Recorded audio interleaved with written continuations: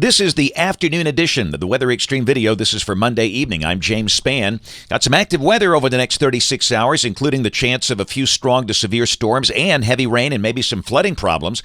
But today, the afternoon looks pretty good. We'll check some of the Skycam shots from the network. This is coming from Gadsden. Partly sunny there. The morning storms have dissipated. That's a Skycam at Parrish in Walker County. Mostly sunny conditions there. And, ooh, that looks nice. The Alabama Gulf Coast.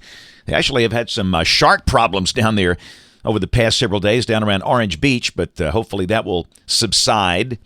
And if you're beach-bound, they'll see a few scattered storms through midweek, but the showers will be thinning out again late this week and over the weekend. That's a pretty impressive storm there for June. It looks almost like an April-type system. You got this upper low over Kansas, classic-looking comma shape with storms south and east of that feature. That was the way the radar looked at 2:53 this afternoon. You can see a band of severe storms approaching Memphis. And there's a tornado warning in effect for some of the counties across the river in Arkansas. And needless to say, we'll keep an eye on those storms. They'll likely be entering Alabama about 8 o'clock tonight. Temperatures are mostly in the low and mid-80s around here. Upper 70s up in the Tennessee Valley. Only 77 for Decatur and Fort Payne. Birmingham at 82.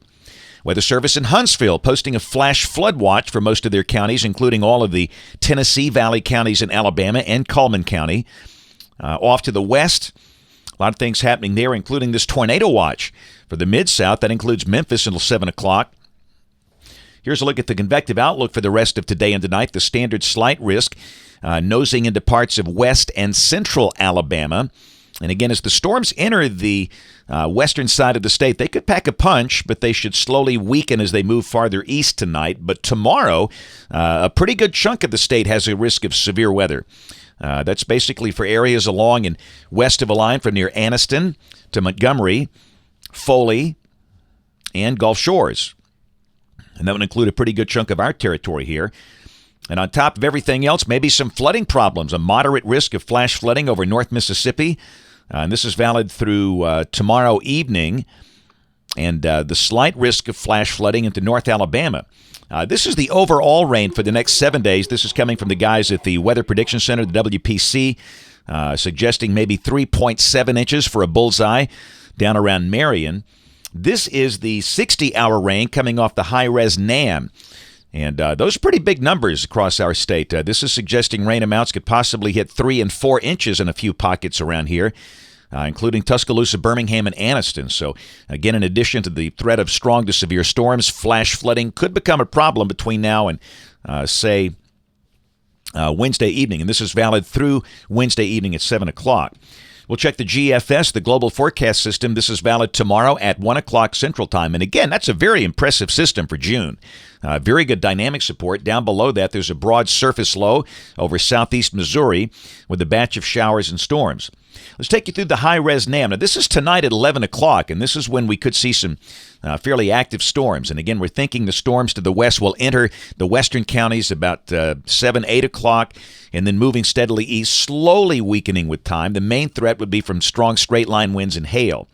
And then this is the second round tomorrow. This is valid tomorrow at 5 o'clock, showing a chance of strong to severe storms pretty much up and down Interstate 59.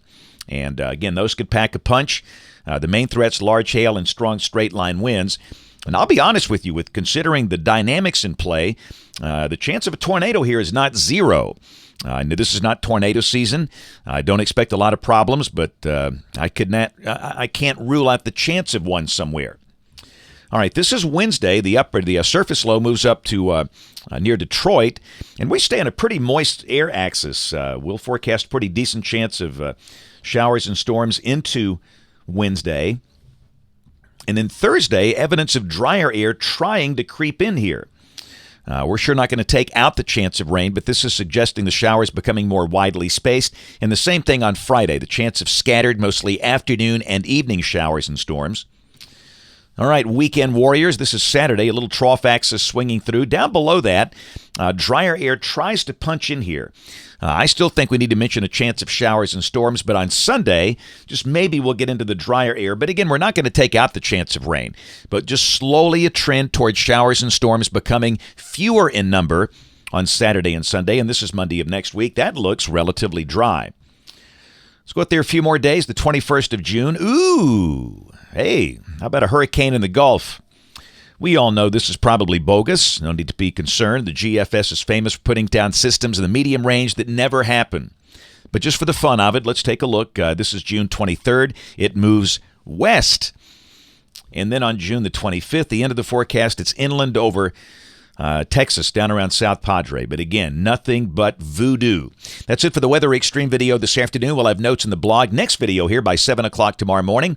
If you can, catch us this evening on ABC 3340 News, the live stream or the television side at 4, 5, 6, and 10 o'clock. Thanks for watching. Have a great evening, and God bless.